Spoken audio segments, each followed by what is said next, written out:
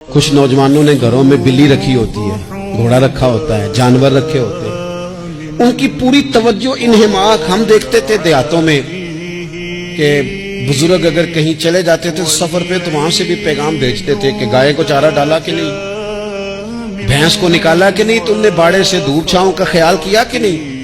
وہ چیز ذہن میں آ جاتی تھی. حضرت عبداللہ ابن عمر رضی اللہ تعالیٰ عنہ وہ گدھا کیونکہ بڑا پیارا تھا، بڑا اچھا جانور تھا اور بڑے کام کرتا تھا، بہت سارے معاملات گھر کے اور کھیتی باڑی کے اس کے ذمے تھے، تو گھر والے بھی کہتے کہ اس جانور کی وجہ سے بڑی خیر ہے، بڑے کام ہو جاتے ہیں. آپ کا بھی خیال تھا.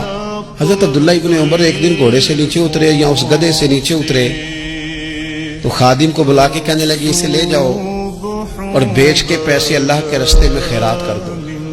اب وہ خادم کا بھی اس سے دل لگ گیا تھا، جانور گھر میں ہوتا ہے دلچسپی ہو جاتی ہے. کہنے لگا حضور وہ سارا محلہ تو اس کی تعریف کرتا ہے، سارے خاندان والے تو اس جانور سے دلچسپی رکھتے ہیں اور آپ بیچ رہے ہیں.